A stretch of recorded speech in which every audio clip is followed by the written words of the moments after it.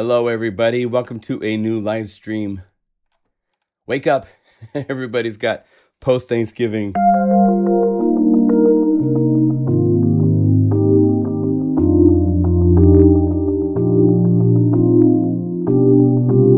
But welcome. Hope you guys are doing well. We got some fun stuff to attempt to do today. My goodness.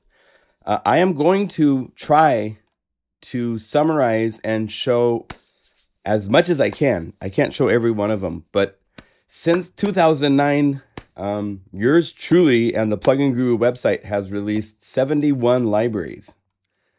It's shocking. I'm like, wow, we did an add up and we did there's a weekend bonus, big sale at the website going on for the Black Friday to Cyber Monday. It's the biggest sale of the year. And so we added up all of the libraries, and I think I have all of them working. I'm hoping I have all of them working. We'll find out here. These guys all work for sure. These guys will all work for sure. Oh, that's not a very, but yeah. So we're gonna go through. Let's make sure that we don't get error messages. We're gonna go through the libraries for Omnisphere, the libraries for Contact 5. For Razor, I'm hoping I have the native instruments libraries all loaded. I think I do. I hope I do. But yeah, there's 71 libraries. The other thing we're going to do, we're going to look a little bit deeper. There's some things that have been kind of interesting developments on the front of the Alchemy PowerPack.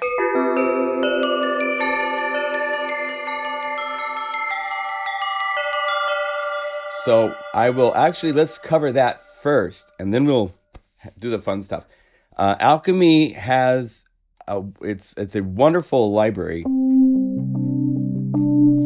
It's right here.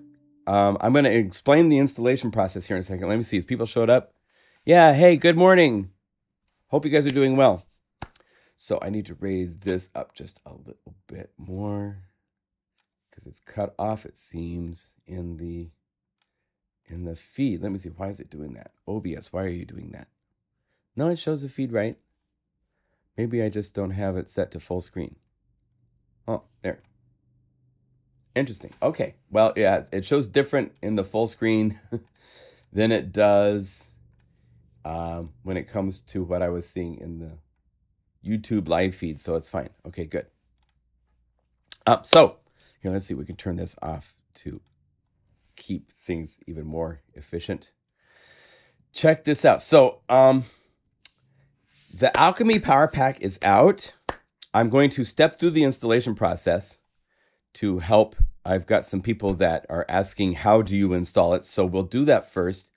You've downloaded the patch part. There's another total zip download of the video components. There's a 3-part video. You can also the video is right here, and it's just 3 parts. If you go to part 3, and you won't hear the audio, I don't think, but it's going through and we're making a patch from scratch. And so talk about all the steps used to get the step sequencer and get all sorts of cool things happening. Part 2 is the oscillator, which is talking about how it works with the sample engine. This part here where I just dragged in files that didn't even have the names proper and it still made maps. So we talk about how to do that. Alchemy has a very, very, very smart interface for making sample libraries. You don't even have to have the pitch and the name of the sample. So we talk about that in part 2. Part 1 is on the internet. You can watch that here at YouTube free anytime you want, where we talk about the interface and introduction to the library and so forth. This is the PowerPack, and for some reason, when it comes on my computer, when the unzip is unzipped, the things that I thought were aliases break. So that might happen for you. These are supposed to be aliases to the different places.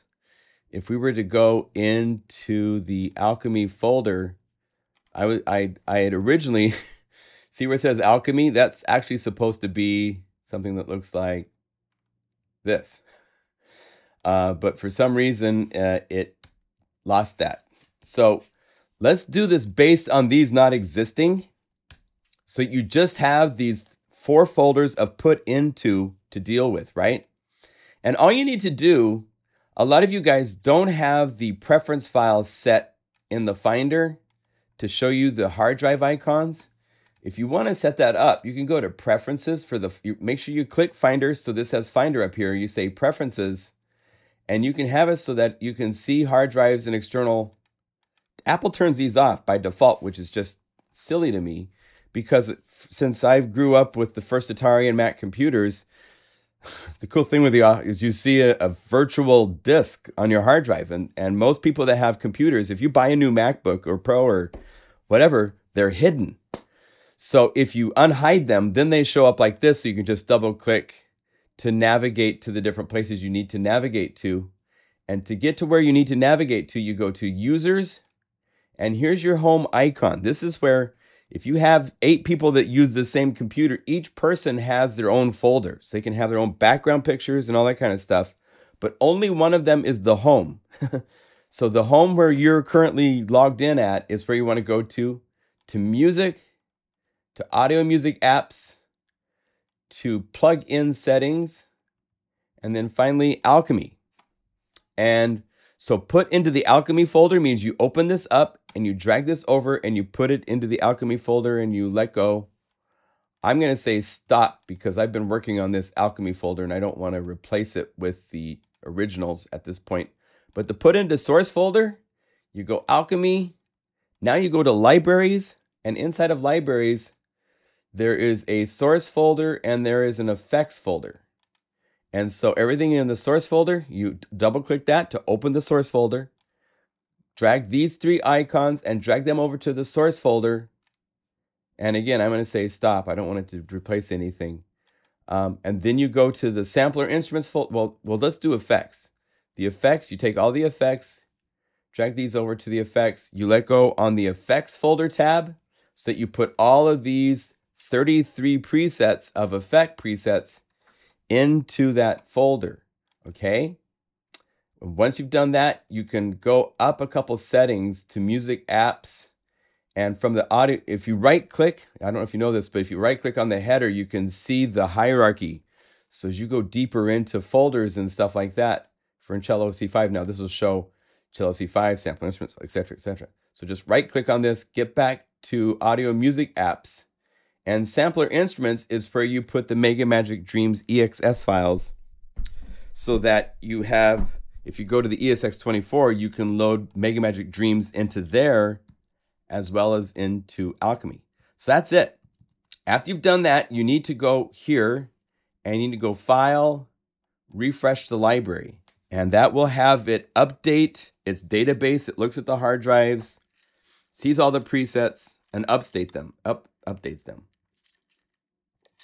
Now, I have found a problem, and I'll explain the problem here shortly. You should start with that universal stuff. Alchemy is only for Macs. We without Macs can then skip when it gets to that. Yeah, I'm not that organized. Sorry. So you have to deal with where I am, and I'm sorry for those of you on PCs that could care less, but that's where we are. But we are now to where we are looking at Alchemy, and I'll go through this quickly. I'm sorry for those of you on PCs that could care less. So if you own the original Camel Audio version of Alchemy, the patches will load without error because all of the samples in Alchemy are included. However, I didn't know this. I have a sampler instruments folder where I have all of my sample libraries put on here. And inside there is a Camel Audio folder that had all of the samples. And unfortunately, when I loaded the original patches down here that say the names of the Alchemy patches that came with the first version, it found those samples in that folder and it just automatically loaded them. I didn't see any errors. Those samples, there's a lot of them that aren't coming with the Apple version of Alchemy. So that's where you're getting the sample error messages, is because it's looking for samples that Apple does not have. For whatever reason it is, they are not included. So I need to reprogram these patches to look elsewhere. I don't own those samples. I can't just give the samples away with the library because they're not my samples. That's very illegal, and I will be sued and put out of business in very short time.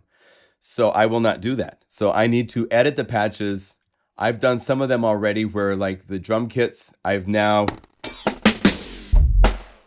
put them pointing to different samples. Apple comes with 86 gigabytes, so it won't take that long for me to find replacement samples. They won't be identical sounds to the original Alchemy. I'm going to rename all the patches that are Alchemy patches, the 2018 version, because they're going to be different. But it takes time to do this, and so it's not done yet. And I'm sorry that I did not see this error until after the library was out, because I had this sample mass folder and it had all the Alchemy samples in it, and it wasn't until the library was out, and I can't take it back at this point. So I'm going to fix it very quickly and get a fixed version out. So I am sorry for the error. It's like 17 patches out of the 160 point to samples that are not part of the Apple ecosystem. So I am sorry. It's a lot of work. Yeah. But that's where it is. I'm trying to get a hold of the people at Camel Audio to find out about the samples and who owns the original samples, because there's quite a few samples. There's a piano, and there's a couple brass files, and there's some special synth sounds. And until I got clearance that I could release them, I can't release them as part of a commercial library that somebody's paying money for. That's copyright infringement, and it's the #1 no-no you never do. So we're not going to do that. Okay? But all of the Mega Magic Dream stuff, these all work because it comes with the samples that I've created. And when you get to the Z, you'll start to get, most of these will work. Euro part. These all work.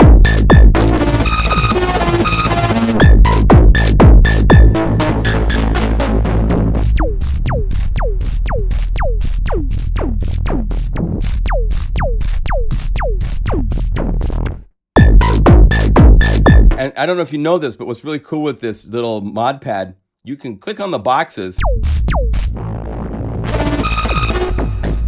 and that equals 8 different snapshots of these different knob settings.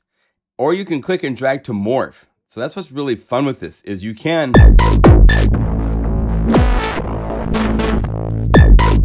that kind of stuff, but you can also get to it. So powerful. I love it. It's the best interface I know of on the planet for real-time changing of 8 different snapshots of all these different possible settings, 2 different XY pads, as well as the 8 knobs and the envelopes. So you can go, all the Mega Magic Dream stuff goes from, go down to pad, and it's a pad.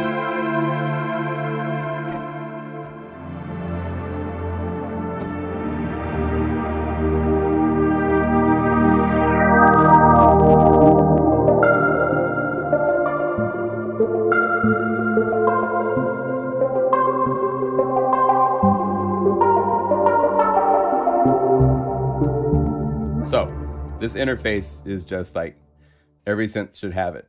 But when you get to some of these later ones, like Gnome Forest Dancing, the original, I've had to modify it to make the 2018 version. So I'll go through all this stuff when they're done. There's some that are done, and I'm still working on them, so I'm not going to show them and compare them at this point. But that's what I'm doing, and sorry for the problems that we've had with that. So anyway, so the Alchemy library, just to show you where everything is real quickly, if you go to the advanced page, the oscillators right here, the load source is where you can load to the different samples. The additive is where you can choose all these really cool, and yes, they are grayed out for the AAZ files because you can only load SRC files. So you go through the list. If you click here where it says kind, then it groups the AAZ together, and you can have, at the very top of the list should be all the source files together. So these are what you can load. These are the presets, And then when it made these, it spit out in the special format the data that it needs to recreate these, okay? And then the Mega Magic Dream Sounds here. So that's the sources. If you go to the Effects tab on any one of these 4 possible places, you can just hit Files and Preset, and there's the list of all the long name Plugin Guru presets. So you can see that each one of these has a Live Room, has a delay into reverb, into compressor, into EQ. So if you say initialize, and let's see, let's pause this. If you go preset and you say Live Room, you have a Live Room. If you say nasty, it's quite nasty. Evil Spaces. Okay, so there's all sorts of fun stuff there to play with. That's the PowerPack. It's on sale at the website. Everything at Plugin Guru is on sale until Monday night. Now, just so you know, Monday night, I'm respecting the timeline shift, which means Friday started here in Portland, Oregon. It started at 3 a.m. Thursday night, because that's when the international timeline hit Friday, out just on the other side of New Zealand. So I'm going to respect that shift. So that means that it's not midnight Portland time, but it's midnight at the time zone where Monday is no longer existing anywhere on the planet that we end the sale. So the sale will go until it's 23 hours. So it's almost one more day. It shifted the whole thing. One more day. Wait. No, if I did that, yeah, but I'm going to do it instead of where the start of, it's the end.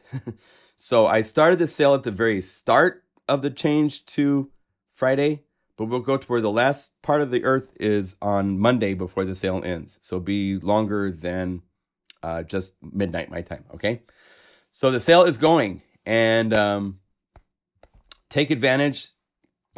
Now, the other part of this that I wanted to do, and if you guys have questions, there's a VST called Alchemy too. Yeah, the Camel Audio created Alchemy in 2009, 10, somewhere in there. They started talking to me in 2008. I went back and read some of the old emails from them when we were negotiating for me to be a part of the team and program and make patches and all that kind of stuff and submit samples, all that.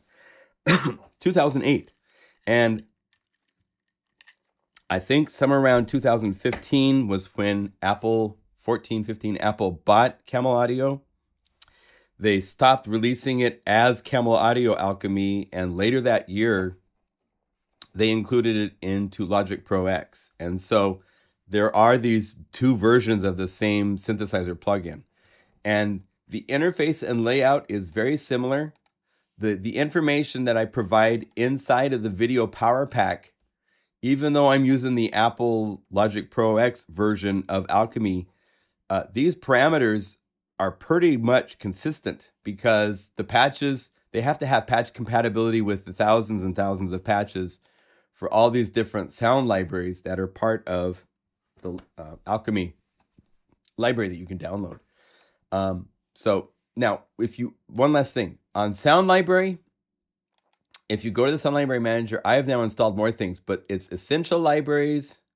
I would suggest all the Alchemy libraries and Piano. Those are the 3 libraries that are critically important at this point that you need to have installed to get the PowerPack with the patches to load. There's a few things that use a piano from the piano sets and stuff like that. Okay, so that's the PowerPack. If you guys have questions on it, you can send me an email to the Plugin Guru email through there's a contact on the website you can use to contact me. Let's shift gears because I'm also celebrating. This is what I do as life. And I just, you produce and you're not necessarily thinking about it, but I've gone back and done a little bit of a retrospective just to see where we're at. And this is where we are at. Since 2009, I have released all of these libraries for Omnisphere, for Contact 5, for Native Instruments plugins, for Serum, There's a number of libraries for Break Tweaker.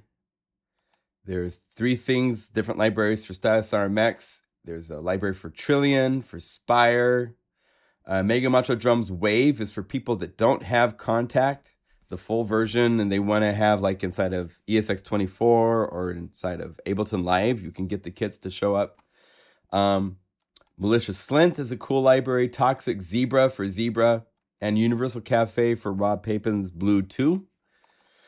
So I thought it'd be fun just to play through some of the libraries and just talk about where they came from, what was going on at the time that I can remember, and just kind of show kind of where we're at, because it's just pretty amazing that I'm just kind of shocked that many products has been created and released, but also really proud because it's been pretty amazing from the beginning.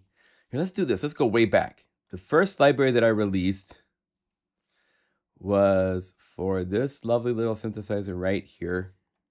Came out in February of 2009. And this is FM8 from Native Instruments. And the main reason I did this library to start was I wanted to understand how FM8 worked. I grew up learning how to program on DX7s. I was actually at the introduction of the DX7 in Portland, Oregon, when Bo Tomlin and team came and showed off FM synthesis, and I learned it from them, and then I programmed and did stuff. I still have my original DX7 downstairs with E installed that I have had since 1982. And so when I got FM7 and then FM8, it was always kind of this abstract because of the interface, the matrix, the way it's laid out. And so the main reason I did the library was I wanted to learn how it worked. And so that's where this library came from. And see, these are bonus. So to start with, one thing that's cool with FM8 is this. It's 6 operators for FM, but you can also set up all 6 oscillators to be just sawtooth waveforms.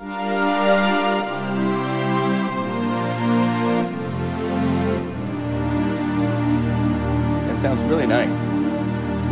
Let me see. Go to attribute. Is it? I have to remember where everything's at. Expert, easy, morph. Where's polyphony?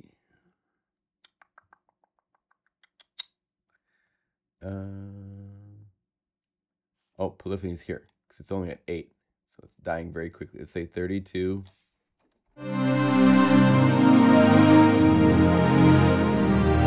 Yeah, for those of you that don't know my background, my mom and dad have owned music stores since I was a little kid. And so I know how to play trumpet, French horn. I taught myself to play saxophone in a summer and played in jazz bands playing saxophone. Piano in jazz bands. I sang in choirs. It took me 4 years to get a 2-year Associates of Arts degree in a community college because of how many music classes I took compared to the other classes that I was supposed to take, which I was very bad at. I was not good at English, not good at science or any of that kind of stuff. So I've been a musician type of person all my life, and worked for 3 years after my mom and dad owned a music store in Ontario, Oregon. After I got out of the community college in Ontario, Oregon, I moved to Seattle, Washington for 3 years. I worked at a music store. I became friendly with the people that represented the different companies. We sold Casio, Kurzweil, Akai, Roland, Korg. And Ben Dowling, a good friend of mine now, he's a dear friend of mine, he would come up as a product specialist, and he would always bring new sounds for the Korg DSS-1 or something like that.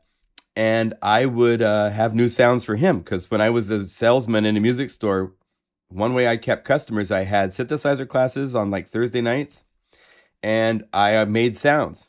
I mean, literally every night for 3 years, I had the keys to the store at 9 o'clock when it closed. I would lock it up. I would go in the back. They had this big room. I would move things around.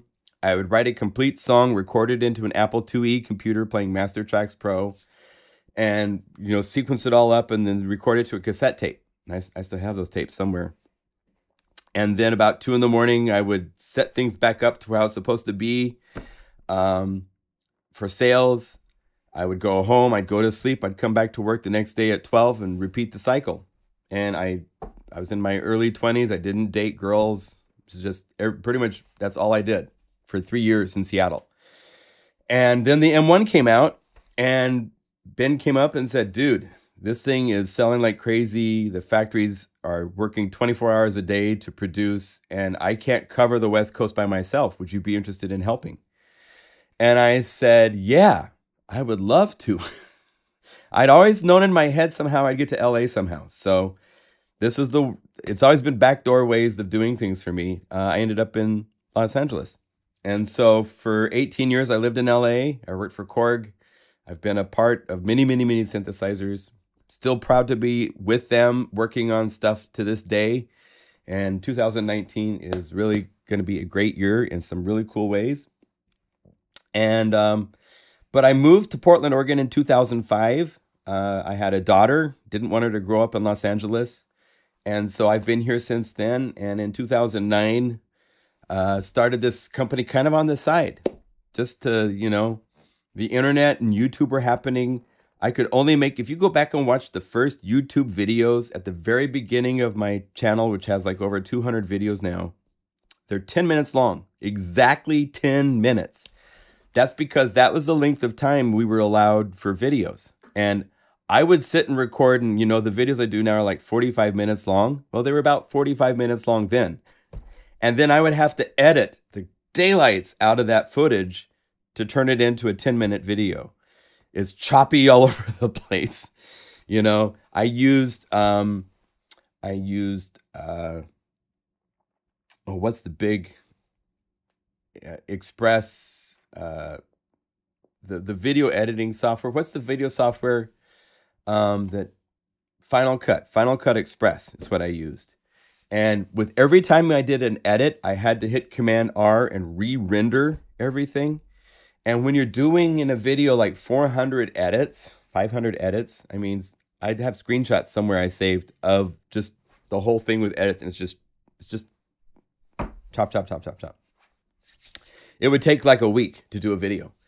It at least grounded you. Yeah, well, it made it so that it was a different format, you know.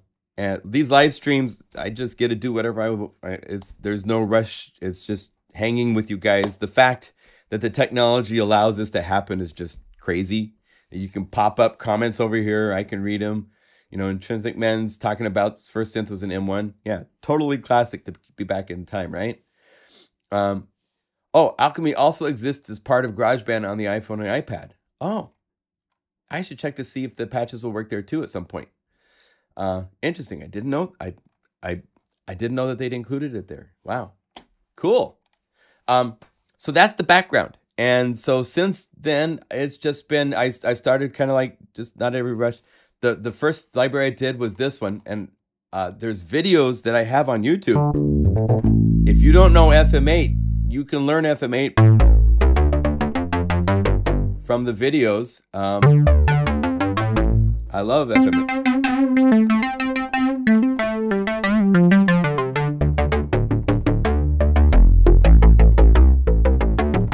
I've always been into rhythmic stuff, so a lot of the patches have the BPM type of things going on. Bad Phone Call.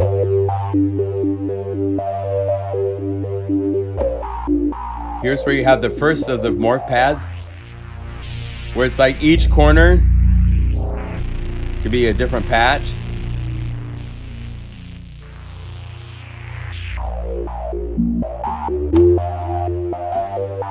And what's cool, I don't know if I did this in this patch, but as you're morphing, yeah, you can actually change the matrix to be 4 different sets of parameters. Very powerful. The fact that they have not continued to support FM8 is just, there has to be some sort of a licensing issue or something like that, because it's truly still one of my favorite sounding synthesizers. It's very organic. You get to some of these leads and pads and stuff. And FM just has a special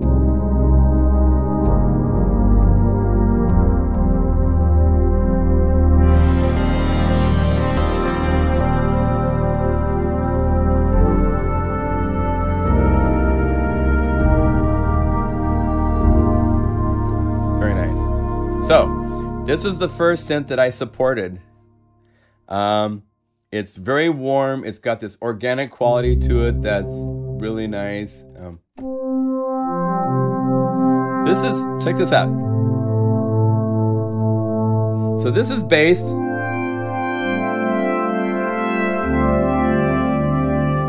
The first version of these patches that I remember came out actually on a keyboard magazine back in the day.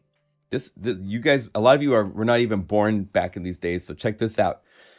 Keyboard magazine used to have a patch page where they would actually put all of the parameters of an FM of a DX7 patch on a page so you could program it at home. And I would do that to every patch that they released. And so that's one way you could learn programming, is by, they would have a little soft 33 or was it 45? I can't remember. Soft record in the middle of the magazine to play the track, and they'd play the patch. But there's a patch called Cirrus, which was using FM in this way, where it's using the ratios to get at this really cool detuning motion.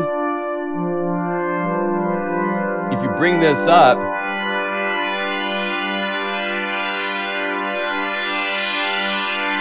and then feed it back,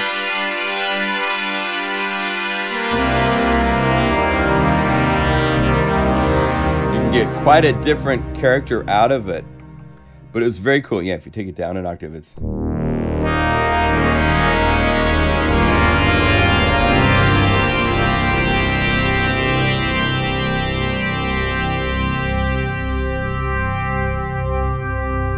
It's synthesis, so it's...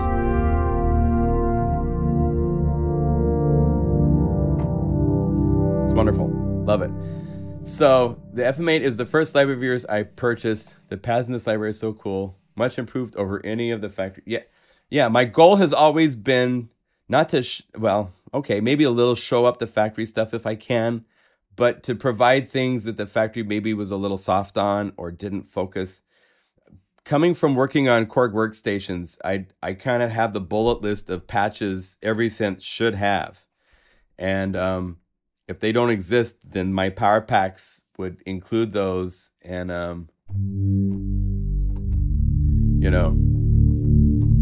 it's not to show up anymore. It's more about just giving new things that are not in the libraries and the plugins and so forth. It's new sounds. We always need new inspiring sounds. Music is always changing. So it's evolved a lot since the early days, but, I love this stuff. So... Now, the next library that I produced after this was this one right here, because it had been out for a little while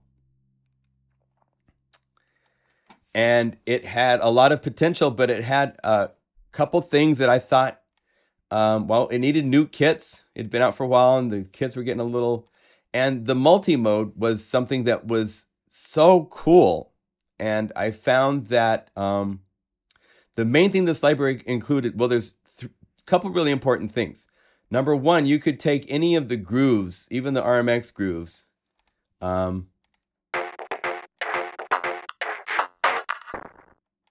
see. Let's take this. If you go to the Time Designer, I had made these different presets. Because everything's so busy, it's 16th notes, just driving all the time. So I did all these sparse things.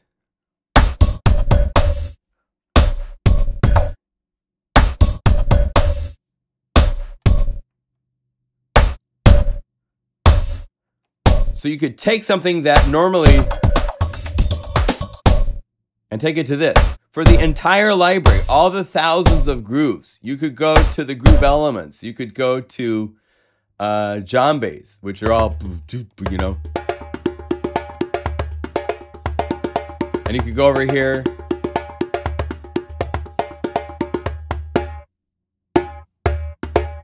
So that way you could have that playing, go to part 2.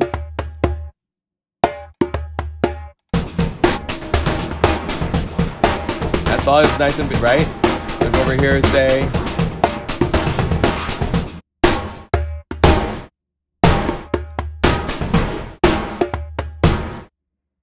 right? And so by using this, I've just built up grooves. The Time Designer, the ability to put in MIDI files that would change the feel of it so that all of a sudden it's doing the amen break or something like that. Was really cool. And so I used that to build a whole bunch of multis that cover ambient film, stuff like that. So there's the, let's see, load up.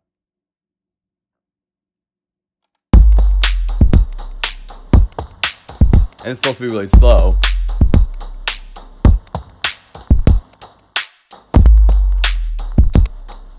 And this was, remember, like 2010 was when this came out.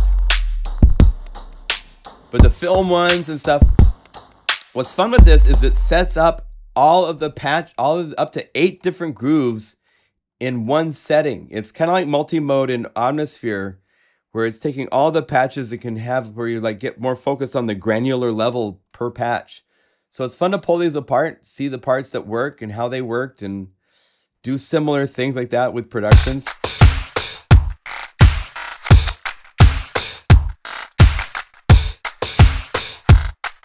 Go to film. These are really cool. So this Power Pack came out. The other thing that is surprised, I love this one.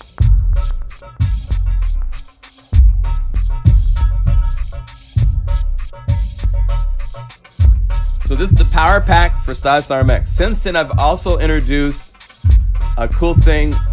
Well, let me finish focusing on this. But there's other stuff I've done for Stylus as well. So one thing that was cool with this, let's see if we go over here and say clear. Yes, please. Is you can do so much programming inside of Stylus RMX. Even to this day, there's nothing for rhythmic that comes to where the level of control is here. You can take something and totally, let's say, right? You can change the feel of it with the Time Designer. If I wanted to, I could turn this on. Just using the stock stuff that's here, I could say Logic templates. Now it's straight, it's not swinging anymore. Or if I want to swing harder, it's jack swing time. Right? You can go over here. It's played on the keyboard, right? And then there's a MIDI file. The way the Stylus RMX works for the most part is so I could take each of these snares, and if you go here to this edit page, there's this really cool thing called groups. You could say that's create a group from the first note played. So that's there. And let's see here. If I get to enable add remove slice, so that's been added. Go up the list, find all the snares,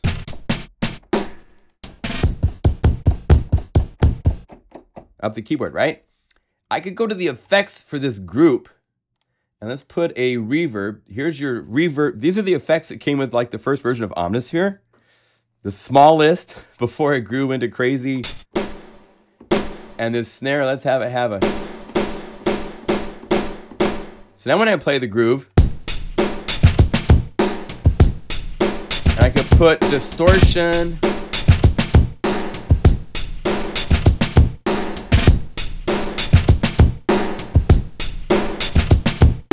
And I could put let's put a radio delay.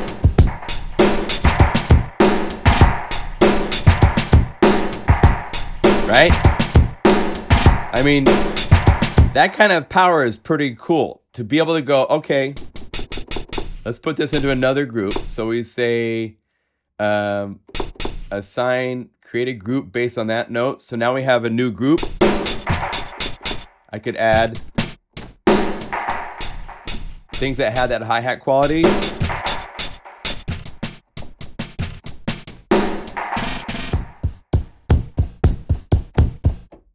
Okay, and then I could take these hi-hats, and let's just put an EQ on it so we can see how it's.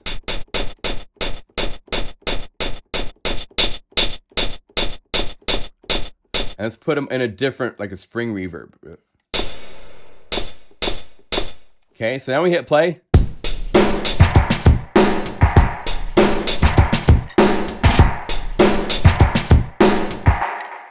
Okay, so I haven't even gotten into playing with, I could say, this snare, if I'm on edit group 1, I take the snares down in tuning. So everything in that group is tuned differently. I mean, you can do crazy things with this stuff. Well, I found out, just like the source in Alchemy, that you could come over here and there's this whole part of Stylus RMX, and it didn't come with any part presets. So when you say part open, it would open up an empty folder. Well, I've gone through and I made 100 parts, because what a part does, all that work to get all those snares on, put reverb and the hi-hats and put different EQ and stuff, that's a lot of work. And you can spend even more work than that if you really get, I would just take all the stuff I made in the multis and save them out as parts. So what this does is you can say chaos, like load this, and it will load up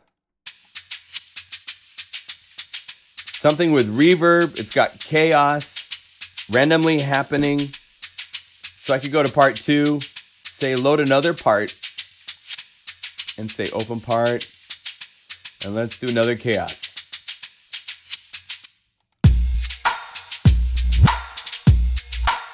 So without programming or selecting loops the old school way, by loading parts,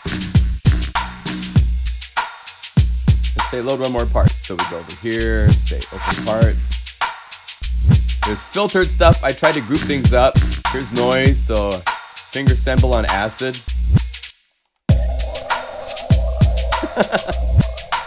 You can do really cool grooves in a fun way.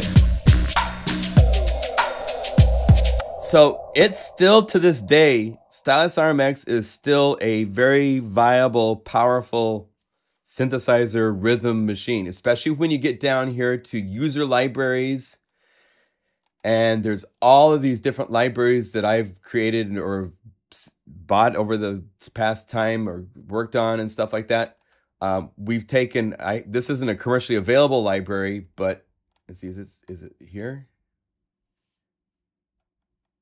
No, I don't think it's loading that. Let's see if we go. Here's a library that we did of grooves, right? And the fun thing with this is you have grooves for the first half of the library down to here. But then below that, when you get to these, each one of these is a drum kit. Like how I was playing the drum sounds like on the keyboard. So you select it, and then you have to hit stop because, let me see, I got to clear this out. So we say multi-clear. Now we go back here to user libraries, to beat breakers. Beatropolis was another library I did of just a ton of drum loops. Kevin Rakin playing drums. He's a really great rock drummer. Played these in my basement of my old house. Yes, and this list can get incredibly long. But the cool thing is you can have it playing synth parts. There's libraries of guitar, bass, trumpet, horns, hits. You can do a complete record of nothing but loops played from Stylus RMX that you wouldn't know was just a library of Stylus RMX playing things. And that ecosystem, if you search on websites that sell loops, just look for RX2. If they're RX2 compatible loops, you can still import them as RX2 files into Stylus RMX. So it's still viable. Yeah, it's as far as Stylus RMX itself goes, everybody agrees that it needs a major update, and maybe we'll see something at some point. I know Eric loves rhythm big time. Spectrasonics, they have a lot of people there that love rhythm. Diego Stocco's made all of these libraries or these videos of him playing drums in laundromats and trees from drums or drums from trees. That's all going into something that will come out at some point. And you know, the way Spectrasonics does things, they don't release something until it's like, you know, 50 times the value of what it would be if you were to buy it just as a library. You know, that's how they work. So there's 3 libraries I've done for Stylus RMX. It's a great synth. About this time, I did other libraries for other Native Instruments products. So Massive, I did a library for. Very excited for next year. There's a new version of Massive coming. I've bought Complete 12 Ultimate, so I will be getting Massive the day it's available. But yeah, the library that came out for this was really fun. I have to show you a couple of my favorite patches. I was working on a volume 2 and I only got 1 patch, so I haven't gone very far. But this is one of my favorite patches I've ever made. I've got German blood, I guess, because let's see, yeah,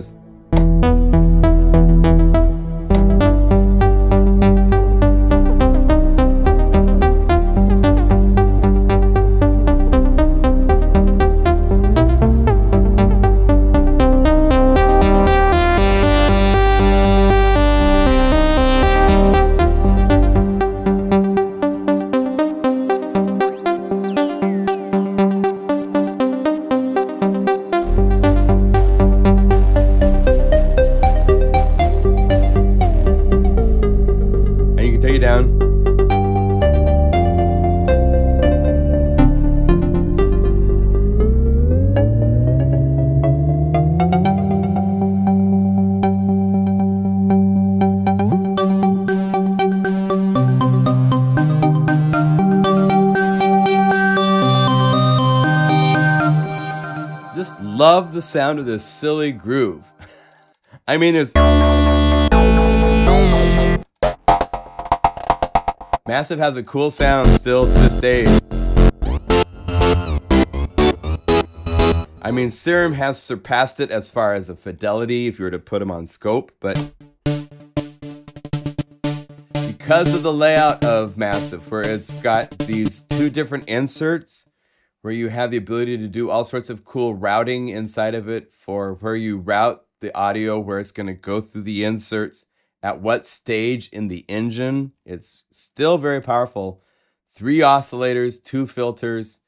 The idea of over here, these being able to be switchable between an LFO, a performer, or step sequencer, and there's 4 of them, is still very powerful, and really nothing else does it quite this way. We looked at Gatekeeper, which is a really cool audio rhythmic effect plugin. That is using a similar template to this, where you have all the different curves over here to choose from, and you can just paint the shape that you want. So Massive was ahead of its time when it came out, and has been just really nice at setting a lot of precedents that you see other synthesizers respecting and using. But I love this.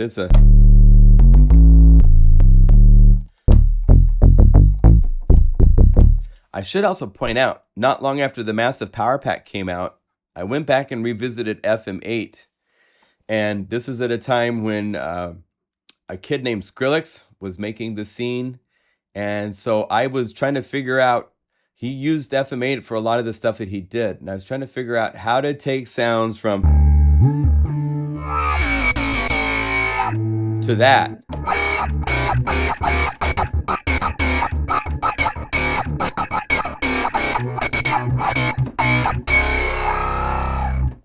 So the trick was, because FM is so powerful, you can go to the mod page and set everything up to where the modulation wheel is slowly cranking up. And if it's 100, then that means you don't hear any of it. If it's at 98 or 70, 74, you're hearing 26% of it until you crank it up. So you could use the mod wheel to go through. So I created all sorts of things that were of like these.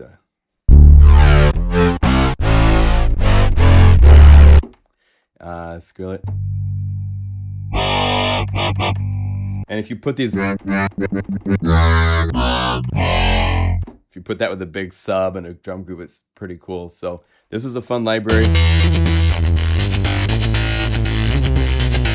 And then not long after this, Native Instruments released yet another killer synthesizer that really shook up a lot of people. I love it. It's probably my favorite sounding synth in some respects.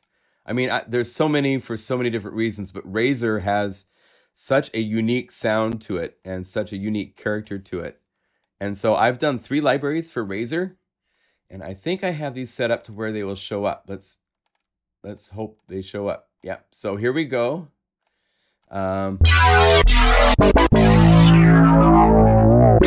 If you're not familiar with Razor, it is an extension out. It's a plugin that comes for Reactor.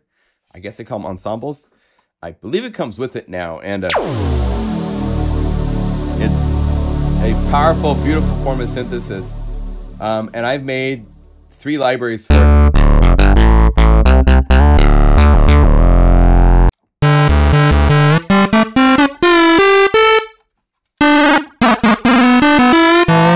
One of the cool things with this is the reverb. That's actually built by the engine. It's not considered like a separate effect. So if you use pitch bend, you're pitch bending the reverb because it's part of the engine. And it just has a really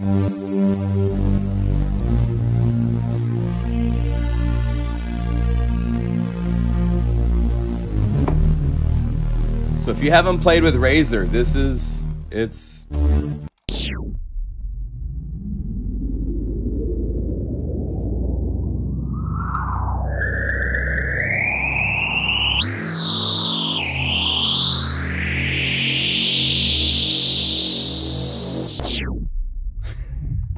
it's a crazy, really cool, I don't remember, there's an artist that did a song with one of these that I created that was just...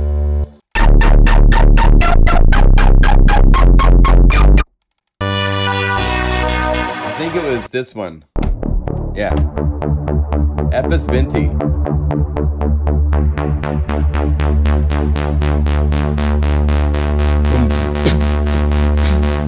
I've heard a couple songs with this.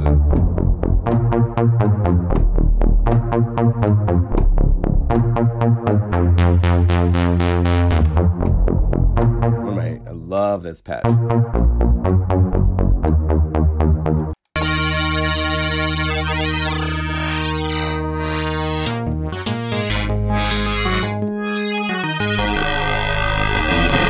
So it's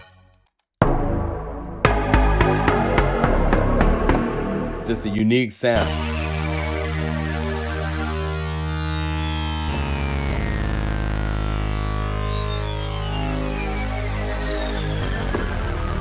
So this is Evo Razor. The first one was, Evo Razor was first. And then we did Rotten Razor, which was just even more, some typicals.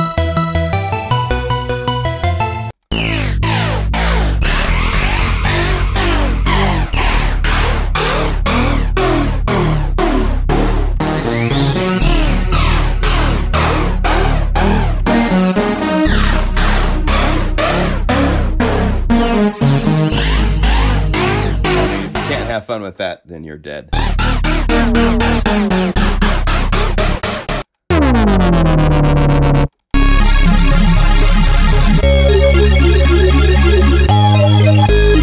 But it's more distorted and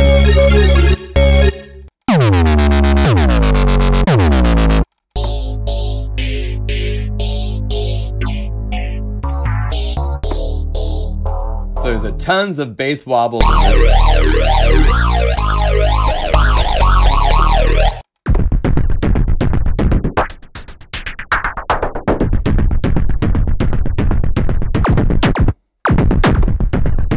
So all sorts of stuff like that. So, and then the last library for Razor I did was a chill library, which was just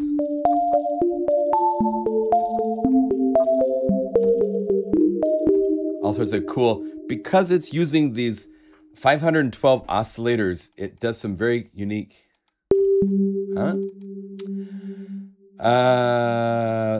save, oh, okay. This might be a library that requires Razor 6. Do I have to use 6? It might be where this was one that I did for Reactor 6, because I think Reactor 6 had come out, so yeah. Yeah. So if you get Razor Chill, make sure you own Reactor 6. Oops. Let's see. What are you guys talking about? Do hardware synths sound better than a software synth? I hear this argument all the time. You know,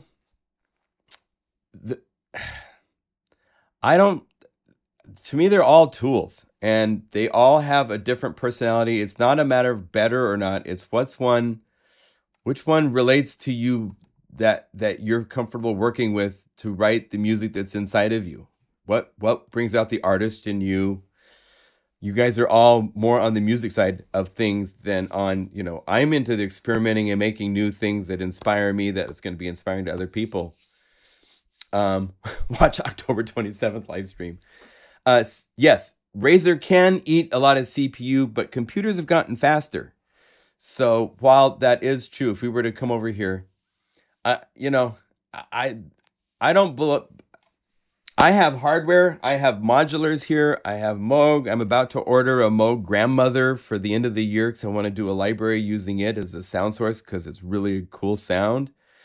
I have Waldorfs here that are more digital. I have viruses. A virus is like software and hardware. They could make the virus, and they have for Pro Tools in the past. Let's see.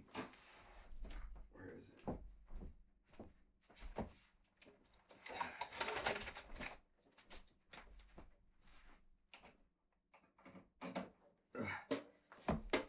This is my virus, and it's hardware, but they've made this software as well. And, you know, when I use the virus, for the most part, I run it from USB to get audio and MIDI into the computer. So it's considered basically a plugin, but it's in hardware. So a lot of the computers, you know, it's a chip running code creating DSP effects in hardware, which is not any different than software, except it's exclusive and not updatable in an easy way, usually, to that hardware that it's designed for. Working for Korg for so long, you know, we had a filter that didn't have resonance for a very long time. Remember the M1, the T series, and I think it was the Trinity when we finally had resonance. That's because it was DSP code for the filter, but once they had written the code and burned it into chips, it's now hardware. But they can't fix it because it's in hardware. And so we would say, oh, we didn't, if something wasn't right, we'd bring it to the engineers at Korg. They'd go, okay, please wait for the next synthesizer. We'll fix that. You know, it wasn't one of those things that could go, oh, we'll update it in software. So it's really not any different. It's just in software, it can be updated, it can be fixed, it can be, look at Omnisphere. If you looked at the first version of Omnisphere and then compared the experience of programming Omnisphere 2.5 to the original, it's come a long ways. That would be 3 synthesizers. If he was to do that in hardware as a synthesizer company, you have to buy 3 different $2,000 synthesizers or something. And instead, he just does it as a simple update once you go from 1 to 2, and then all the updates for 2 have been free. That's a very generous thing to do that a hardware company can't do.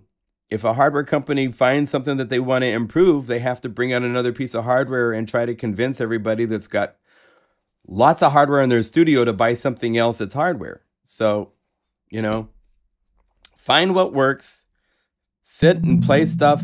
Does it have the sounds that are going to inspire you to be a musician in the way you want to be a musician? That's what it's all about. It's what we all are trying to help people do. I try to give you guys these lumps of clay that are really nicely defined because I am a very detail-oriented artist with my sound design. But they're in a shape where I make sure you can screw it up quickly and easily and fun, so that you can find what works for you based on where the starting point is. And a lot of people will just take patches and learn from them and then start from scratch and make their own sounds. And that's great. Just however you work, you know, there's all sorts of options out there to inspire you. So I will tell them that. Okay. A video about the Waldorf pulse. Yeah. We can talk about the Waldorf pulse. I'll pop up a video. That's a special synth. But anyway, here. So if we call up some of these patches, well, I can't call up these because they're version 6. But if you know, it calls up a spike when you first call it up.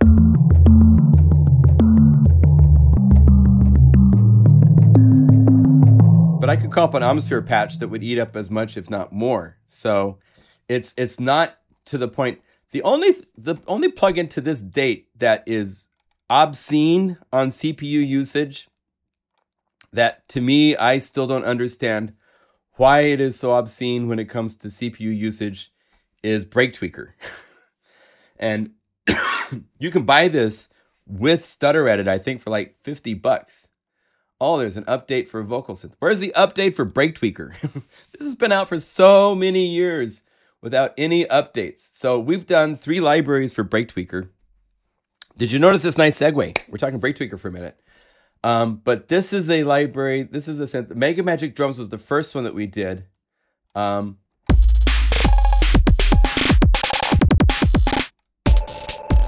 These that say CPU. You just watch the CPU grow.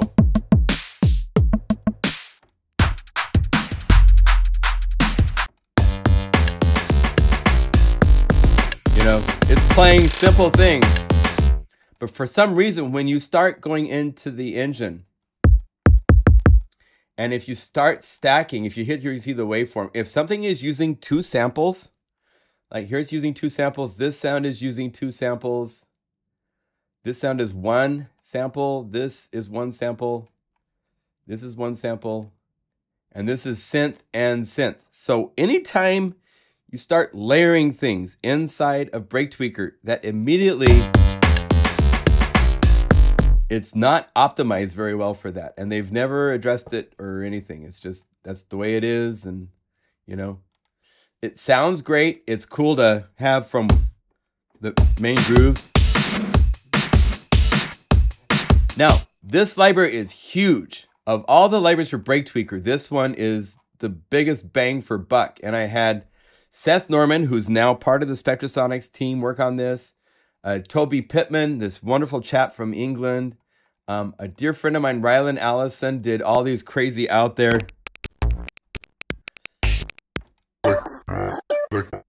Just like cool idea things. I love Rylan's thought process for stuff. I mean, oh kitty.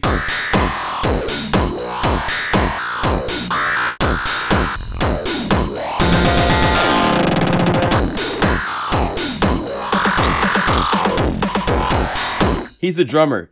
He was one of, I think, the 12 drummers in the circle for the Superman soundtrack, playing drum kit with all the other Robinson and Kurt Vasquera and all the other monster drummers for Hans Zimmer for Superman. He was one of the drummers, and he's a dear friend of mine from many, many, many years ago. So,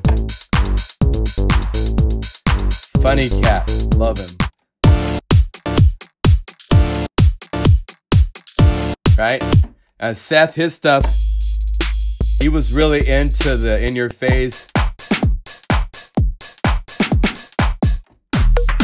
He really was actually up here in like the dubstep, all this stuff.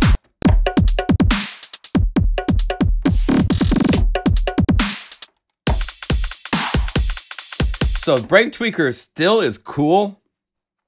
We have these modern libraries that sound great for it. OMG for Break Tweaker. This is a library that was divided into 2 for Omnisphere because there were so many grooves and making multis is just insane. But this is one library has everything. It has all the chill stuff.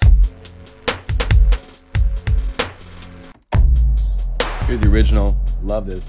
Crank this as loud as you can.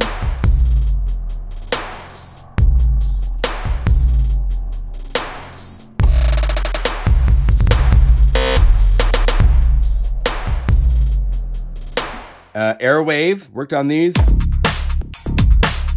And if you get down to the trance stuff, this stuff is so sick. I love all of it.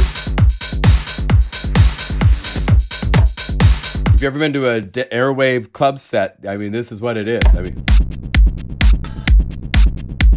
Juve.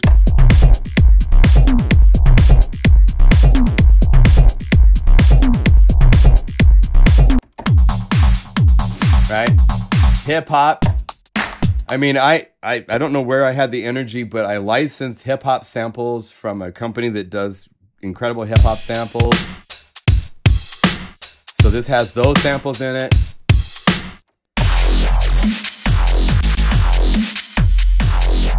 NATO.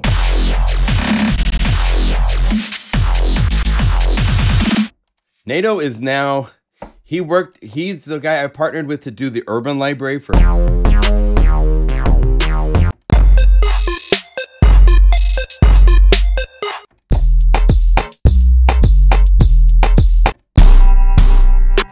I mean, just killer urban grooves like crazy. And we built original samples for these. So these are samples that don't exist anywhere else. So all three of these libraries, I mean, each one of these are like kids. There's no way to say which is your favorite kid. They each have their own cool qualities. The Break Tweaker libraries are very much open it up. Yes. Yeah, you can take these. What's fun with them is it's just playing with blocks, basically. So here's the kick up here. We always did like the kick at the top. So you go.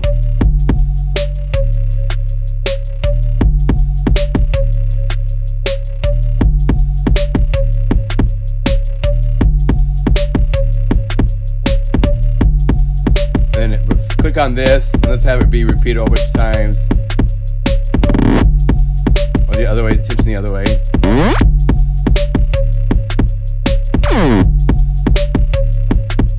And then it remembers that for that note. And then you go to another note. Let's add this and be a whole bunch of notes.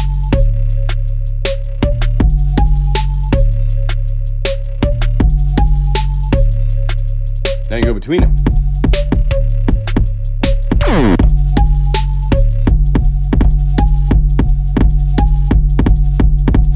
So they're very, very open. Again, giving you guys clay is what my job is. You're going to sculpt this and put it into your productions, but a lot of people like to start from scratch, and that's great. A lot of people don't have time to start from scratch, or you don't have the skill set to get to where someone that's done this for over 30 years can take things. So, you know, that's it. Give you guys inspiring clay is what it's about. So here's 3 libraries for Break Tweaker we did that are really cool. We'll talk about Omnisphere in a minute, because that's just one big, so much stuff. What else was there that we worked on? I've done, oh, Spire, Reveal Sound. We did a sound for Spire that came out so nice. There's a library in the works from Casey Baldwin for Omnisphere that will come out someday. He is a very talented techno kind of a programmer. But this library has just some...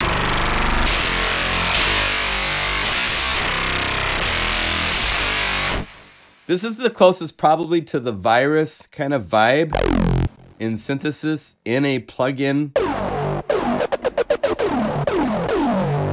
If you go down here to some of these paths and stuff that were created, and these are just...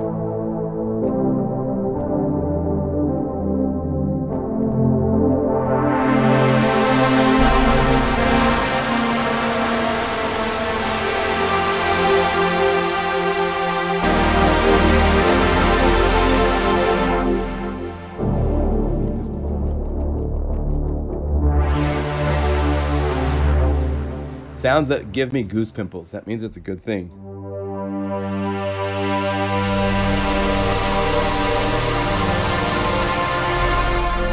But as you notice, it's more of a digital vibe. That's kind of the virus thing, is a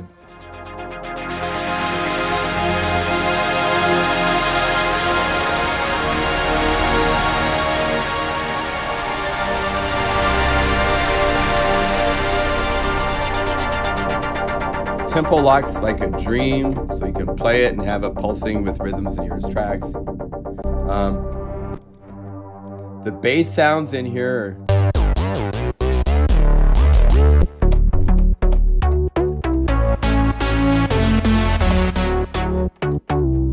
so I did this library with Casey. Very cool. This is a 4 oscillator synth. It's got a really cool sound to it in that it has these different types of distortion as part of the filtering right over here with the drive, bit resolution, sample rate. Actually after the filter, I guess it's a separate effect. And it's one of, then there's chorus, delay, reverb, and so forth. Nice envelopes. Great synthesizer. It has a really nice sound to it. So if you don't know about Reveal Soundspire,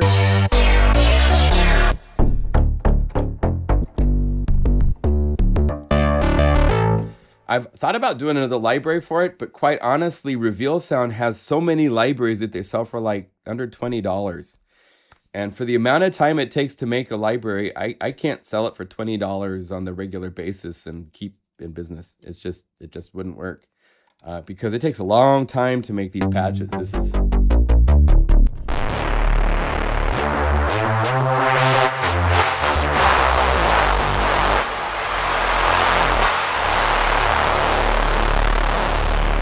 hours and hours to get there. So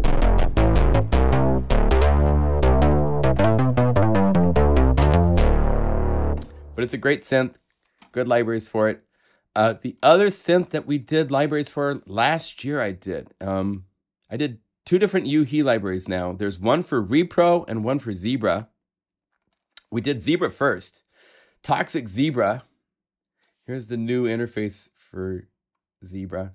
Zebra is kind of one of those similar to FM8 for a lot of people because its interface is a matrix-based, and you can literally have 4 different chains with all sorts of things that are routed between each other. You could say, I want this to be routed over to input 3. Well, we're already input 3, but input 4. And then we want this to go to input 1.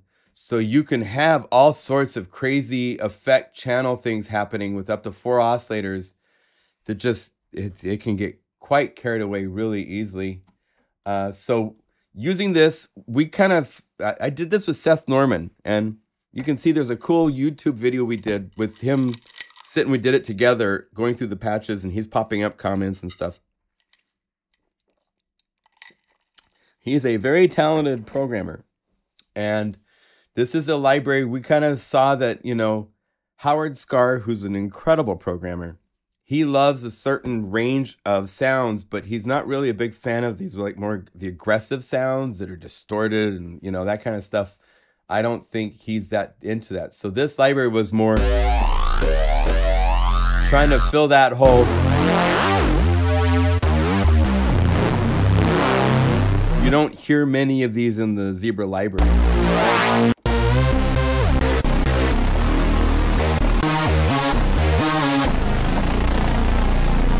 But we did a lot of BPM.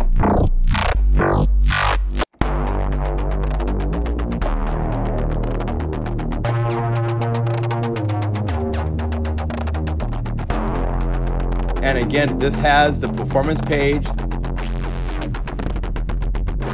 where we program the crap out of all 4 parameter sets.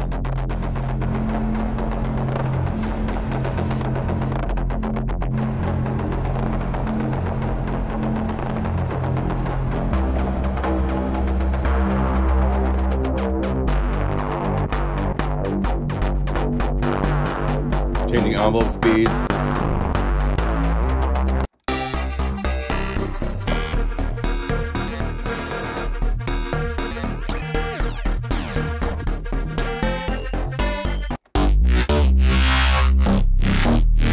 And I remember when Seth sent me his first set of patches, and if you look at, let's see, we'll see one of my patches. No, let's see, presets. He did all these.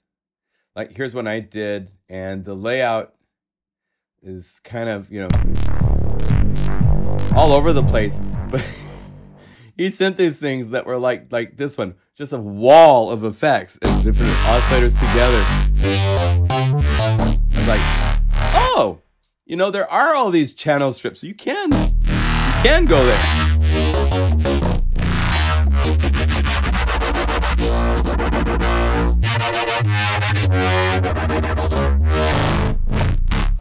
I mean, Zebra has its own sound that is very chameleon. It can do a lot of different things. The pads and stuff are great.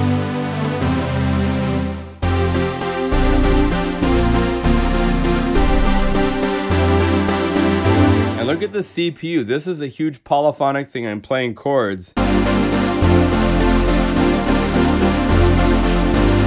And people just going, oh, when's nap? You know, I mean, if I made a sound anywhere close to that with Omnisphere, it would be choking the computer. I mean,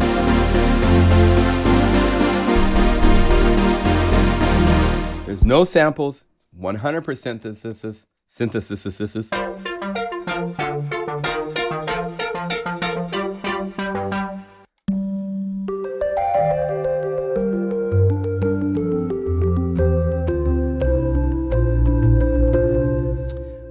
You know, the famous story is that Hans Zimmer has said he only uses Zebra for any software synths, and I don't think that's the case anymore. I think they used, or he collaborated with people that used Omnisphere for the soundtrack to Blade Runner. But I can see why. The sound is just wonderful.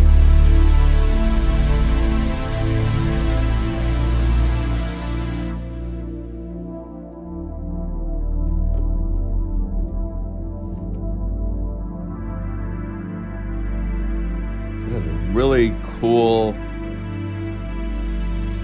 You feel it to the sound. You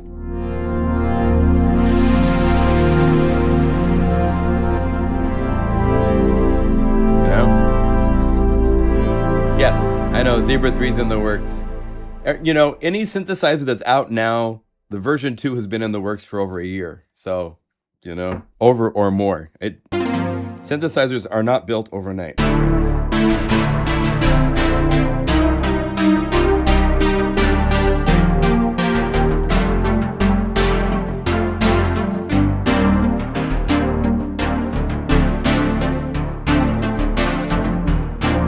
That's just wonderful.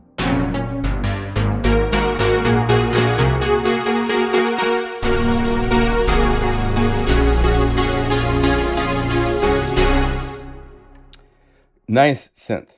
Very nice. The other synthesizer series that we supported with the library is Repro. And the Repro 1 and 5, another completely, and what's really impressive for me with Yuhi is that this synthesizer has a whole different personality, even though it's from the same company. It's not like they didn't repackage the same parts in a different order. I mean, when you call up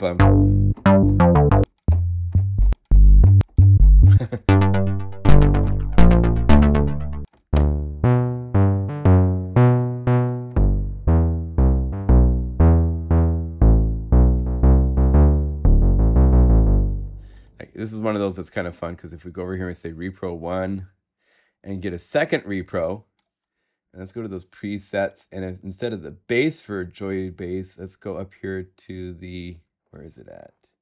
Melody. And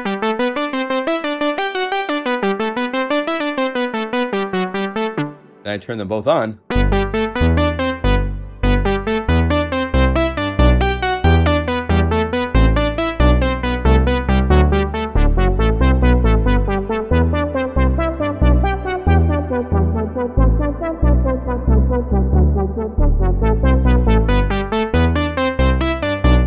And you can do other fun things where you have this.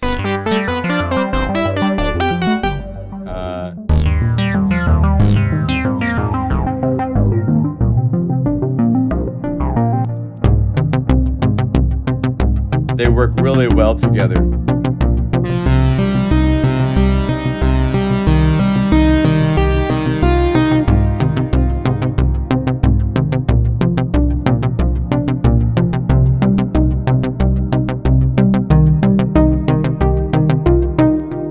then I have to, just because this is a day for me to have fun. I haven't done this very much where I like take all the different libraries and just play with them, you know?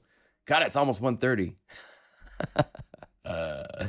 Let's go to Airwave. This is the library that really changed a lot of things when Airwave brought this out, but let's get this into the mix doing a kick and let's see, like.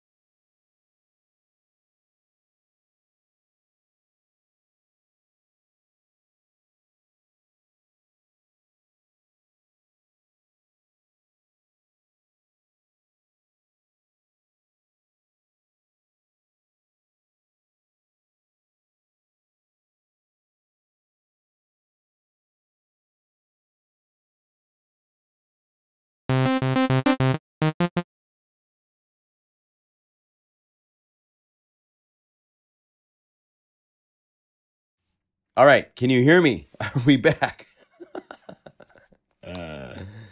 Oh my gosh. So let's try that one more time. See if I can prove that it's, I'm not going to say anything, but if I go back to Airwave Kick and let's get those other guys, they're still there. So if we turn them all on, see if we crash again. I'm going to save.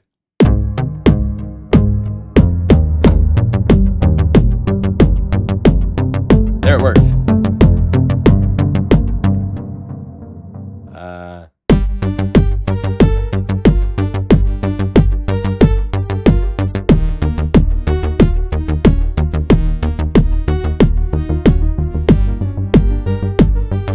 Cool.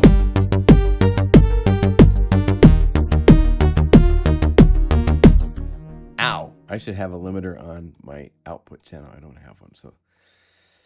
Fab filter, you guys rock. Here's your just simple Pro L. Okay, so that way shouldn't distort. Sorry if it's too loud for you guys on the speaker world. Airwave 3. The release date is soon. It is soon. We're working on it. He's working on multis for all the patches. Let me give you a teaser. I'll give you a short teaser. Because Airwave, so let's the Repro Pack has a library for the Repro 5, which is polyphonic and can do unison. It can also do pretty amazing things when it comes to the monophonic stuff with Repro 1. From there, I mean, I can't remember what the first date, I think it was 2012 was when I did the first library for Omnisphere, which was Omniverse. And we'll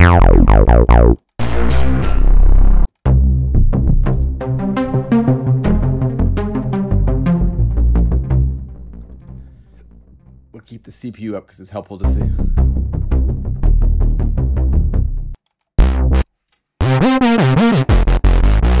There's so many awesome.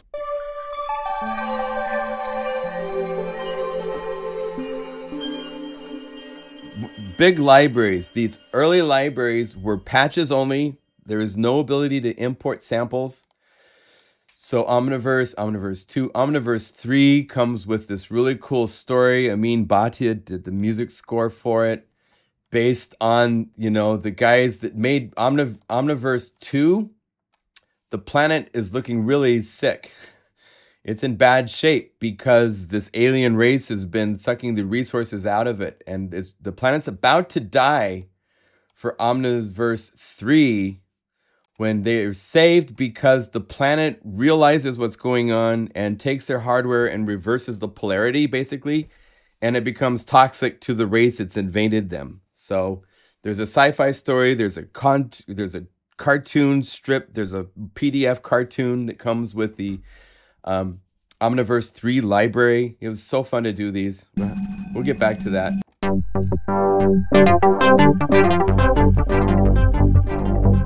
This has a lot of, Omniverse 3 has some really cool orchestral things,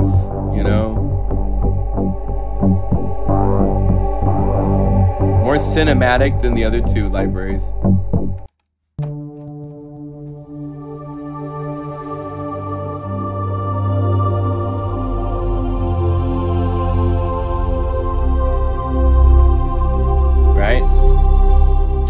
So on and on, there's all sorts of cool stuff going on with these different libraries. OmniX, this was a chance to work with Tim Dale, who did these and Sabersphere. There's 4 libraries from him.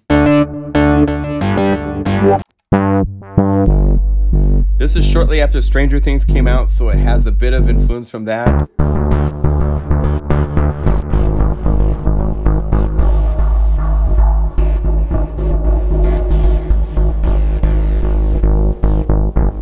Sabersphere 2. We can go look at Kid Anthem. This wonderful guy that sent me this library and said, you know, I'm going to release this for free. And I looked at it and I said, wait, these are really great patches. You could make some money with this. Let's partner up. And so we did. And this guy from Mississippi named Alan Polly, we've done...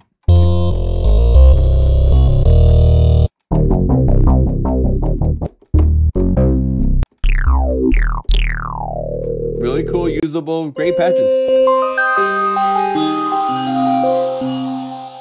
I kind of co-produced it with him. Kind of taught him the ropes of what to do programming-wise, what some of the settings. So many of you know because of these live streams, I talk about, you know, all the things that are important. And ModWheel has to do something cool and level balancing and all that kind of stuff. So Kid Anthem has 2 libraries that we've released. The other one is more of a... He loves Tangerine Dream, so all the TD patches were...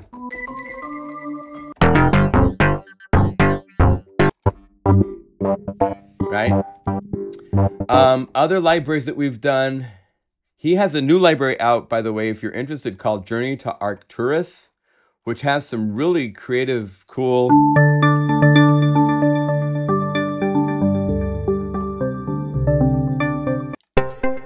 different sounds. He's released it somewhere else. We didn't release it here. There wasn't room in the schedule of how I'm releasing libraries to include it, so we didn't. But it's out there if you want to hear it. Let's see. I don't know. I might not have... Let's see.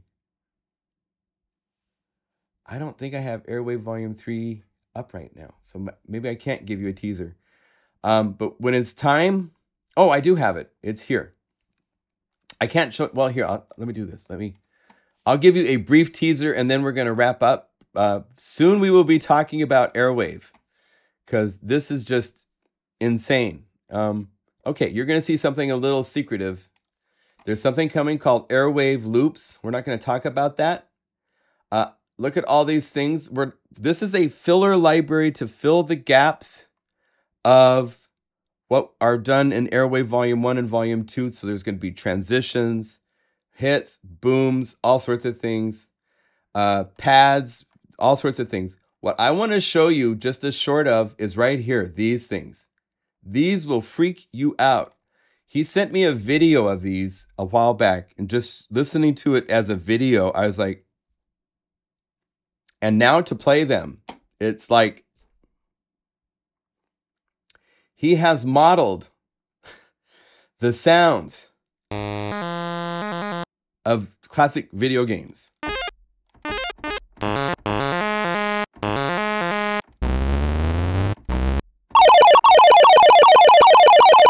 In synthesis, my friends, this is...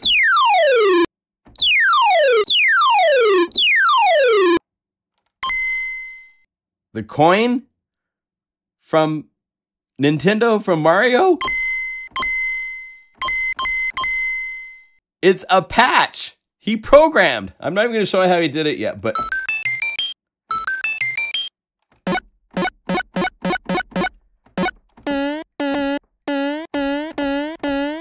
So this is part of Airwave Volume 3 on top of all these just like...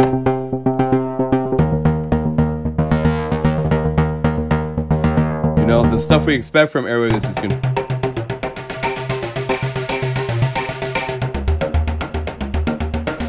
One patch, my friend. Oh, I gotta show you this one.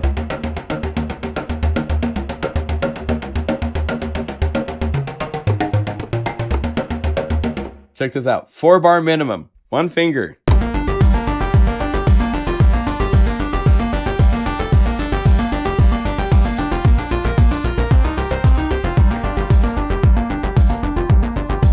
One patch.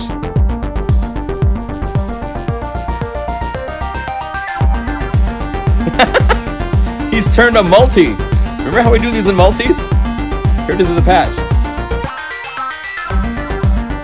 So, it's insane. That's all you get. That will be coming in December. So we have that. There's Percussive Volume 2. Here, I can show you a couple more things with the Omnisphere libraries because we've gone some really cool places with what's happening with Omnisphere. The first library is what's now available for Alchemy, and that's this is the first library after Omnisphere hit 2.0, 2.1. At first, it was for 2.0, and then we revised it quickly when 2.1 came out, and it came out with the ability to install .omnisphere files. So this was the first library. This is the first third-party library by anybody with new samples for Omnisphere. So it was nice to bring out a library, and the thought process behind it was I have one sample for a patch, and if this was to be like just an acoustic guitar sample, it would be bonk, and up high, up here, it'd be bonk and gone. So the idea was to put nice long reverb in the sample so you could play, and that reverb will ring out. So that's the whole reason why Mega Magic even was started, was because of the software limitation. Using one sample, you had to go old school. So all these cool sounds are, they're fun because that reverb just makes this really, it's magical to me. So this came out. Shortly after that, I realized that if you spent some time, you could take and turn that into a thing where you use multiple patches. So the next library that came out was this, which was I used software, multiple synthesizers, and then made patches for each range of the keyboard.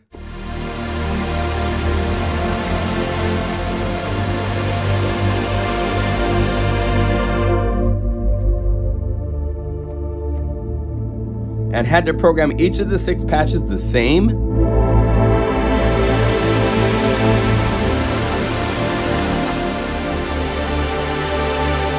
So this is all really cool synthetic stuff that's got... I layered usually 3 or 4 different software synthesizers, added effects to program these things. There's up to synth, and then pad is like variations on that. But I took and removed the beginning slow fade of the samples so it's faster, so you can...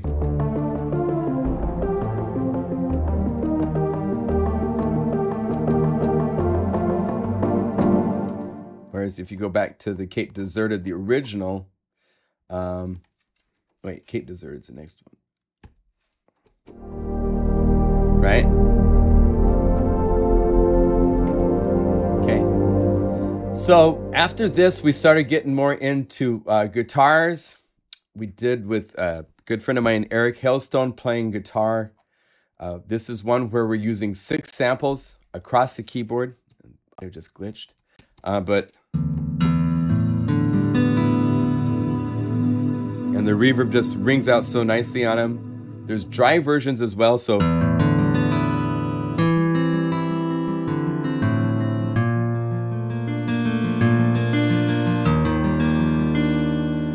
Now, there's sample libraries that have thousands of samples that will be more accurate to a guitar, but there's none that...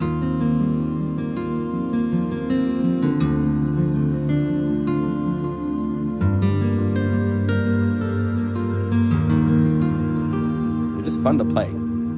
So we did this to all sorts of different steel string, to Martin.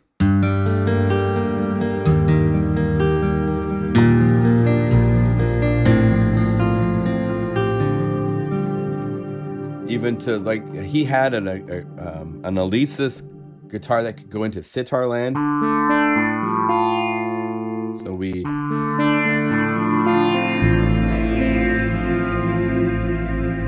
...12 strings, so forth. Mega Magic Guitars Part 2 is not so much about multis, it's more about patches. So you kind of flip it because this is more highlighting just single samples. So if we say initialize the multi, go just to a patch. This is where it's like a single guitar, and this is one where this came out shortly after Keyscape. So this has where we used a lot of the...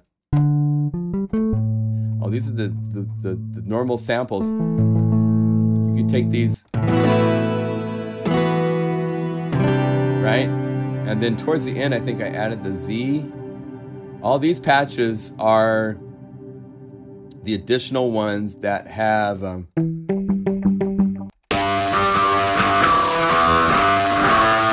you know, you turn off the effects.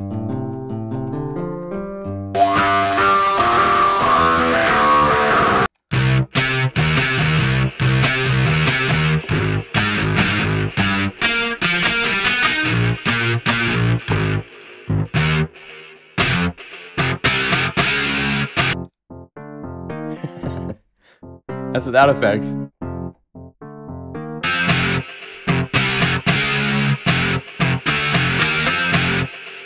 Right?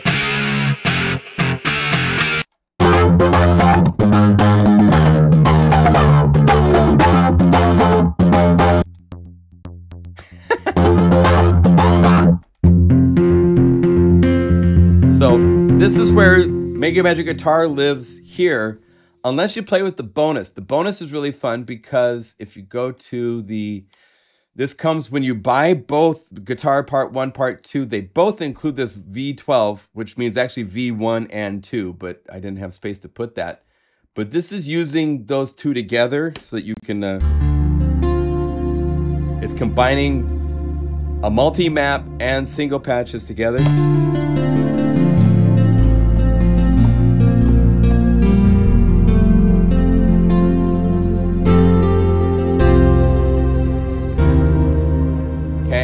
So there's Splits and Rockstar.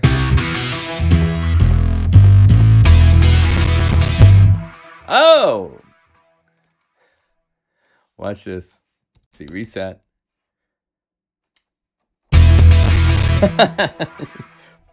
Boom! So yeah, 2.5, I hope they can optimize it somewhere. It seems to not be as efficient as it used to be from my finding, because I used to be able to play this in a live stream and show people how it worked. And I can't without it killing the computer at this point. Airwave was a groundbreaker. He has 2 libraries that are currently available at the Black Friday, Cyber Monday sale that you can check out right now. These were patches, these were multis that when I played these, this changed everything for me.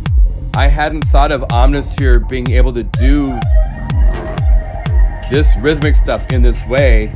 Have the mod wheel where this thing's hidden. Mod wheel up, it's this. Mod wheel down. I mean, just opened up. I mean, I have to thank Eric. I thank him all the time for working with me because he's just such a talented and believable individual. There's one note. And when he sent these to me, it just, again, it really opened up all sorts of...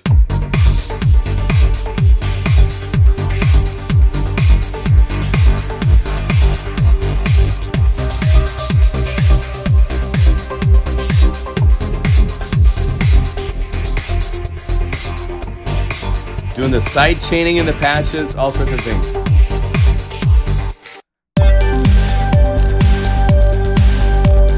So if you don't have Airwave Volume 1, this is an absolute must-have, groundbreaking library in all the libraries I've released. It really kind of was a big turning point. A lot of the stuff that I've done since then, I was inspired because of what he did with Volume 1.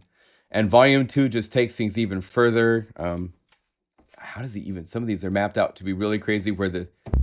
If you go down an octave lower, he's now got with some of these where... You can turn on and off the parts.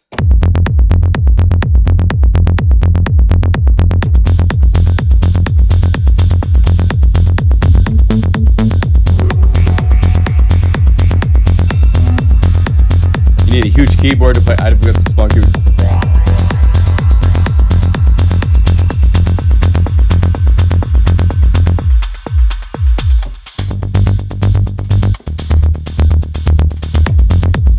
So you can do a complete DJ set.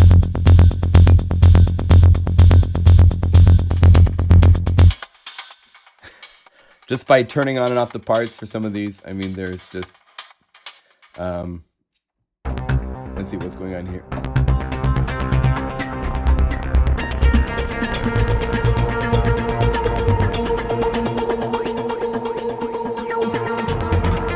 So this is very fun.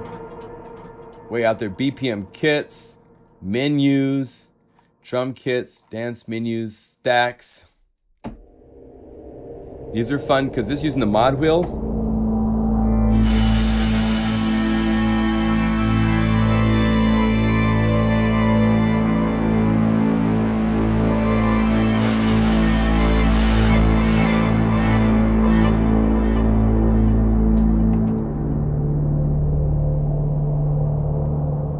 Eli was sleeping. He lives by train, so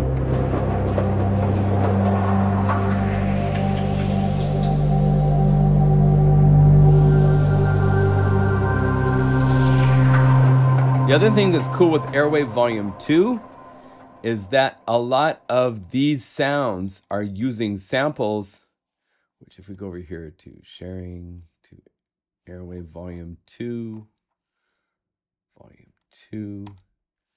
these are sounds that are actually pulled from his albums. He's gone through, found textures, things from his recordings that he's released as full albums and looped them. Actually, I looped them. He sent them to me to loop. But it's still, yeah, Airwave kind of, he's just a unique individual, and to have a chance for him to share what he has learned into stuff that we've released is just a blessing. It's just, I'm truly thrilled. Other things that we've done, my gosh, the other libraries that really stand out, the Mega Magic series has come a long ways. Violin was the final one that we did at the end of this year. A lot of people are loving playing Rivendell, and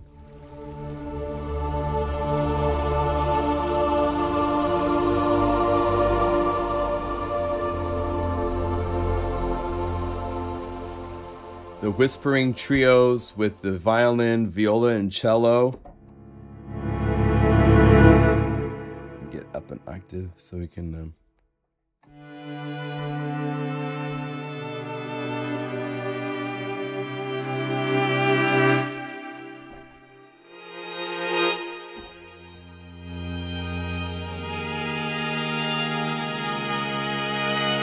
such a different spirit and air compared to other things, right? It's wonderful. So,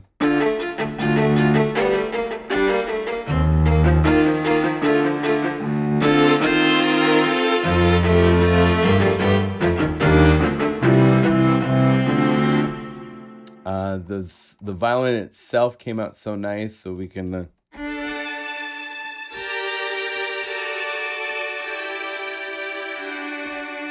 if you need solo lines and so forth, the down, up.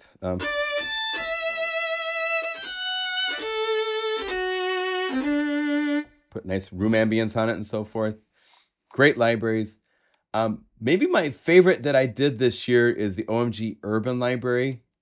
This took so much work, but it was so fun. I had taken it to the part of having all of these grooves that you had the just the original kit, for example. Let's see, let's get to one of these. Like, I can't remember all these, what they are, but Get It, for example. And I had the original groove, the loop, so you could... let's get over here. It's supposed to be 64 beats per minute.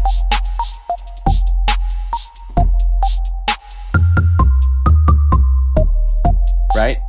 And I had this for all of them, and I was like, this needs to do more. than just that. And so the whole time taken, let's speed this up. I think it's supposed to be a little bit faster to have the groove. Am I in the right zone? Oh, this is the map. We want to go over here to the groover mix like this. To take the groove, make a different rhythm.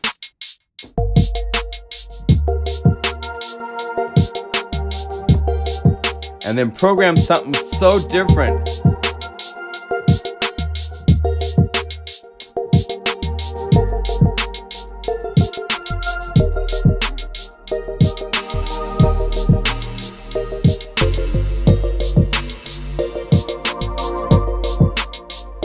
These were so fun to program and really pushed me. It took a lot of time and effort to... Oh, this one is insane.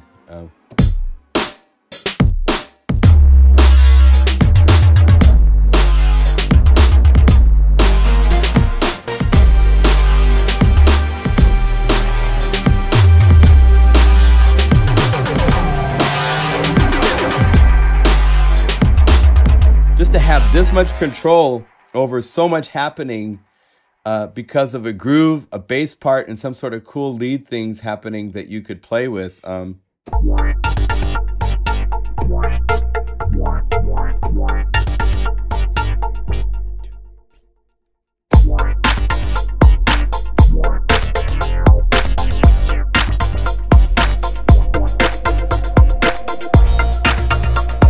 Having different grooves show up on the mod wheel from this. So this was kind of maybe the highlight. This and violin were both so cool in such different ways. It was like really fun to have all this. I mean, it's like, how can you compare, right?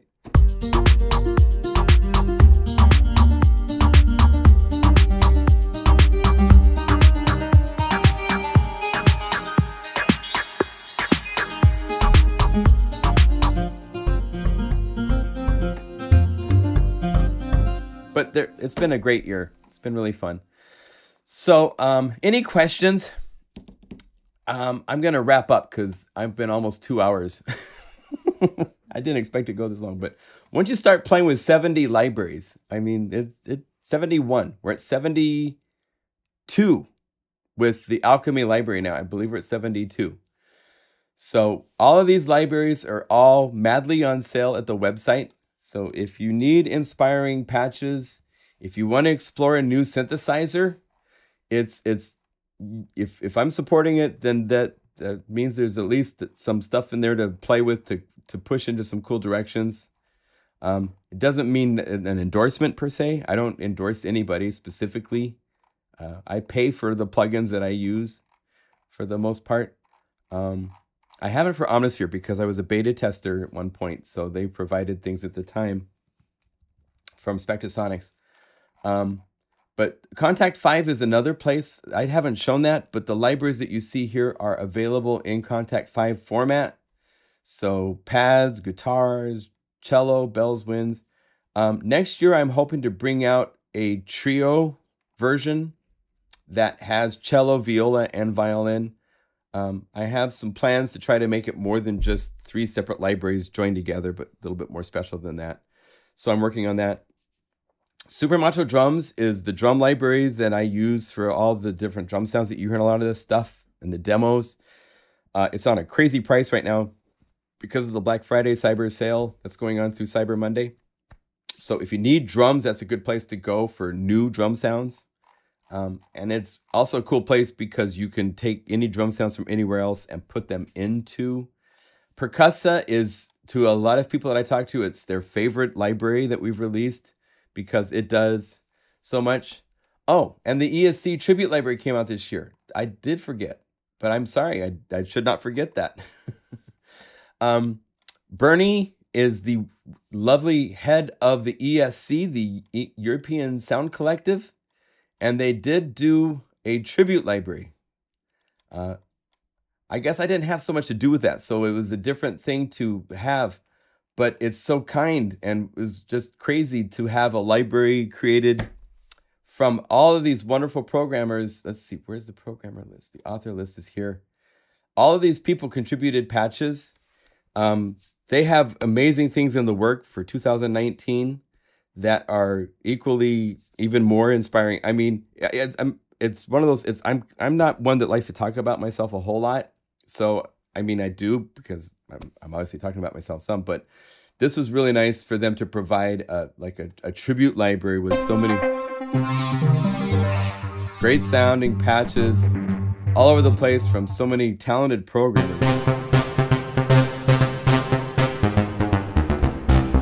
And it's on sale at the website through the Black Friday, Cyber Sunday. So it was great. Thank you. Thank you so much to all of you guys. I'm going to wrap it up. And there will not be a live stream next week. I'm going to be at my hometown in Ontario, Oregon, doing a Christmas concert. So I'll be actually playing live, doing all sorts of stuff. So that will be a off week. So not next week, but the week after that, we'll do a live stream. And it's quite possible we will be talking airwave. So stay tuned. There's so much to show you about that library. I'm really excited. So thank you for watching. If you have questions, feel free to contact me. I'm working to get the Alchemy library all tightened up, buttoned up, and working good, but it's going to take a couple more days. So thanks for your patience. And I'm sorry for this oversight that I didn't realize all the samples that came with the original Alchemy. I thought they would just be included with the new Alchemy, and they're not. So that was an interesting surprise to come across. So we're trying to fix it. Cheers to everybody. I hope you had festive time with your families, and we will see you soon. Okay? Be well. Take care.